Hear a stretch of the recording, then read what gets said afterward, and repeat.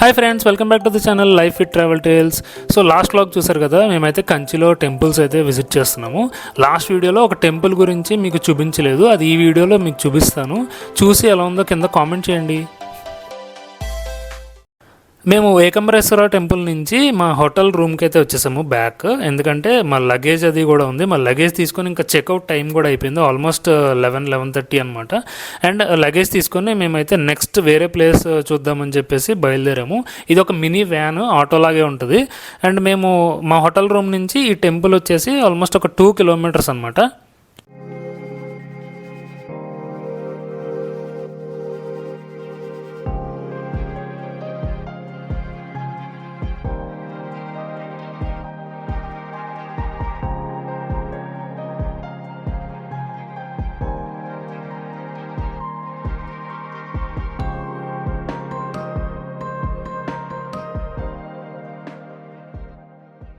So ఈ temple చూస్తున్నారు కదా, ఈ టెంపుల్ వచ్చేసి కైలాసనాథ టెంపుల్ అనమాట.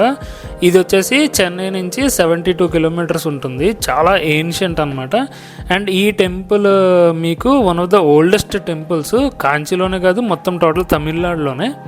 ఇక్కడ చూస్తున్నారు కదా, చిన్న చిన్న గదుల్లో ఉన్నాయి. ఇది మనం మెయిన్ టెంపుల్కి లోపలికి వెళ్ళే ముందు బయట ఎంట్రన్స్లో ఉంటాయి అన్నమాట. ఇక్కడ మీకు కనిపిస్తున్న ప్రతి గదిలోనూ ఇలా శివలింగాలు ఉంటాయి. ఆల్మోస్ట్ ప్రతి శివలింగం కూడా గ్రానైట్తో చేసినవే.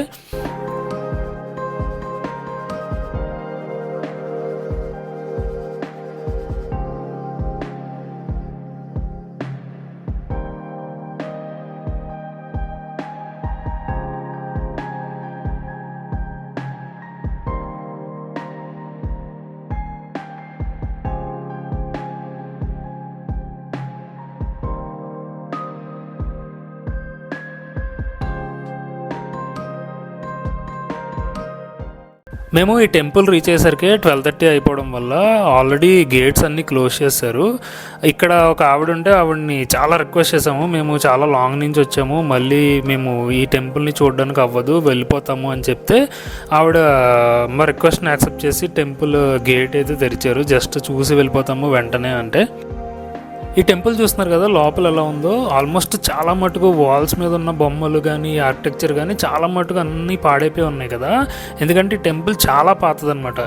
ఈ కాంచీలోనే కాదు అండ్ హోల్ తమిళనాడులోనే ఈ టెంపుల్ వచ్చేసి one of the oldest architecture ఉన్న టెంపుల్స్ అనమాట.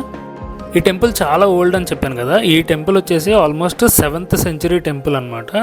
ఈ టెంపుల్ని కట్టించింది పల్లవరాజు నరసింహన్ II అని చెప్తారు. ఈ టెంపుల్ని వచ్చేసి మనము ASI అంటాం కదా, ఆర్కియలాజికల్ సర్వే ఆఫ్ ఇండియా, వీళ్ళు దీన్ని ప్రొటెక్ట్ చేస్తున్నారు అనమాట. దీన్ని మొత్తం కేర్ అంతా కూడా ఆర్కియలాజికల్ డిపార్ట్మెంటే చూసుకుంటుంది. ఇక్కడ మీరు చూస్తున్నారు కదా, ఒక ఎంట్రన్స్లా ఉంది. ఇది వచ్చేసి టెంపుల్ లోపలికి ఎంటర్ అవ్వగానే ఫస్ట్ మీకు కనిపించే ప్లేస్ అనమాట. దీన్ని ముఖ మండపం అని చెప్పేసి అంటారు. ఇక్కడ మీరు చూస్తున్నారు కదా, పిల్లర్స్ మీద రైటింగ్స్ లాగా ఉన్నాయి, క్యాలిగ్రఫీ లాగా. ఇవన్నీ ఇన్స్క్రిప్షన్స్ అనమాట. ఆ టైంలో టెంపుల్ కన్స్ట్రక్షన్ చేసిన టైంలో ఆ టైంలో ఉండే స్క్రిప్ట్స్ అనమాట ఇవన్నీ. ఈ టెంపుల్ మొత్తం శివుడి గురించి అనే కానీ ఇక్కడున్న ఆర్కిటెక్చర్లో చాలా మట్టుకు మొత్తం హిందూ కల్చర్ని రిప్రజెంట్ చేస్తూ వైష్ణవతత్వం గురించి, అలాగే అమ్మవార్ల గురించి అండ్ అలాగే వేదిక్ కల్చర్ గురించి, ప్రతి హిందూ ఎలిమెంట్ గురించి ఇక్కడ మీరు స్కల్ప్చర్స్ చూడొచ్చు అనమాట.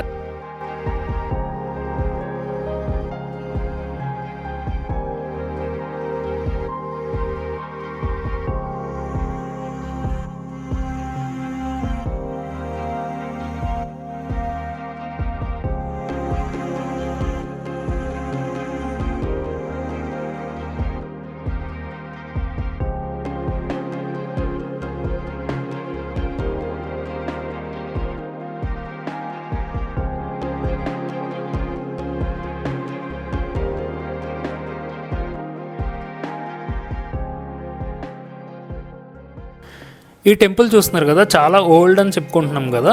అండ్ ఈ టెంపుల్ని కన్స్ట్రక్ట్ చేయడానికి మనకి మెయిన్గా 2 రా మెటీరియల్స్ అయితే యూజ్ చేశారని చెప్తూ ఉంటారు. అండ్ అందులో ఒకటి వచ్చేసి శాండ్ స్టోన్ అనమాట, ఇసుకరాయి ఉంటుంది కదా.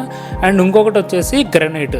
ఈ మెయిన్ టెంపుల్ ఫౌండేషన్ మొత్తం అంతా కూడా గ్రనైట్ మీదే పెట్టారని చెప్తారు. అండ్ గ్రనైట్ యూజ్ చేసి ఫౌండేషన్ పెట్టారని. అండ్ రిమైనింగ్ టెంపుల్ అంతా కూడా శాండ్ స్టోన్ యూజ్ చేసే కన్స్ట్రక్షన్ చేశారని చెప్తారు.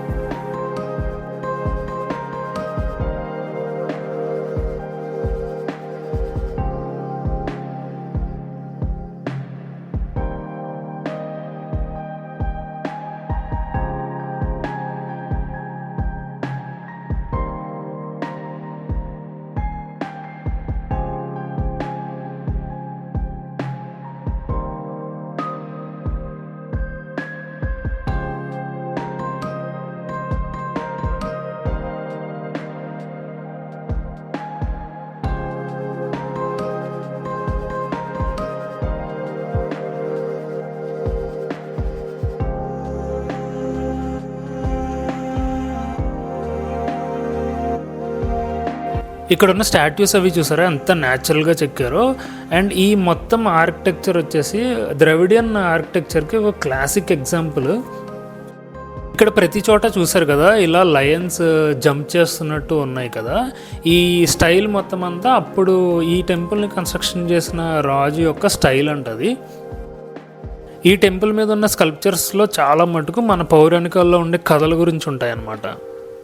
ఈ రైట్ సైడ్లో చూసారు కదా టెంపుల్ చుట్టూరా చిన్న చిన్న గోపురాల్లా ఉన్నాయి, రూమ్స్ లాగా. ఇవన్నీ కూడా ఆల్మోస్ట్ టెంపుల్ చుట్టూ వాల్లా ఉంటాయి. అండ్ ఇవి మొత్తం ఈ టెంపుల్లో వచ్చేసి టోటల్ 58 ఉంటాయంట. అండ్ ఇక్కడ కనిపిస్తుంది కదా ఇది నంది. ఈ ఎగ్జాక్ట్ టెంపుల్ ఆపోజిట్లో చివర్లో ఉంటుందన్నమాట. ఇది కూడా చూసారు కదా ఒక మండపం పైన చుట్టూరా ఒక 4 పిల్లర్స్తో ఉంది కదా నంది మొత్తం. ఇక్కడ ఉండే ఈ 4 పిల్లర్స్ కూడా చాలా మట్టుకు డ్యామేజ్ అయిపోయి బయట ఎక్కువ ఎండలో వర్షంలో ఉండడం వల్ల అనుకుంటా. ఇప్పుడు చూస్తున్నారు కదా ఈ నంది ఉన్న ప్లేస్ దగ్గర నుంచి మీకు డైరెక్ట్గా టెంపుల్ కనిపిస్తుంది కదా. ఇది నంది ఉన్న దగ్గర నుంచి మొత్తం టెంపుల్ కవర్ అయ్యేలా వ్యూ అనమాట.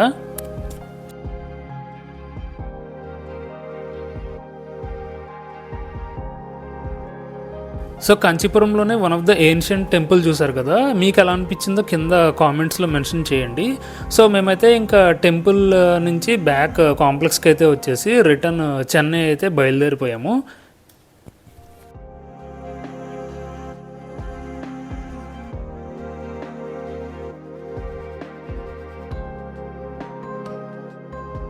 సో మేము కాంచీ నుంచి బయలుదేరి చెన్నై అయితే వచ్చేసాము. కోయంబేడ్ బస్ స్టాండ్ అనమాట ఇది.